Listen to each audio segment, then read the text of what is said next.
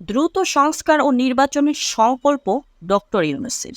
অন্তর্বর্তী সরকারের প্রধান উপদেষ্টা অধ্যাপক মোহাম্মদ ইউনূস দ্রুত সংস্কার ও নির্বাচন অনুষ্ঠানে দৃঢ় প্রত্যয় ব্যক্ত করেছে। প্রফেসর ইউনূস নিউ ইয়র্কে টোকিও ভিত্তিক নিউজ আউটলেট এনএইচকে ওয়ার্ল্ডে দেয়া এক সাক্ষাৎকারে এই প্রত্যয় ব্যক্ত করেন।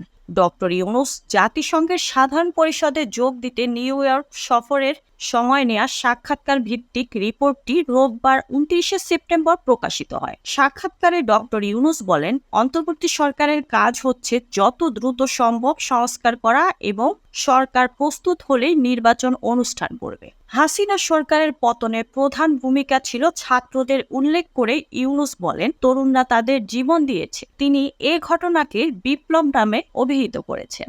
সাক্ষাৎকারে নীতি নির্ধারণে তরুণ প্রজন্মকে অন্তর্ভুক্ত করার বিষয়ে নিজের অবস্থানের প্রতি ইঙ্গিত দেন। প্রধান উপদেষ্টা বলেন, এই সংকটময় সময়ে বাংলাদেশ তার সবচেয়ে বড় দাতা জাপানের কাছ থেকে সহায়তার অপেক্ষায় রয়েছে। দেশের অর্থনীতি পুনর্গঠন এবং সেখানে গণতন্ত্রকে সুপ্রতিষ্ঠিত করতে সহায়তার জন্য জাপানের সহযোগিতা অপরিহার্য বলেও এ সময় মন্তব্য করেন তিনি। Mukta Parvez, desk report, BE news, Dhaka.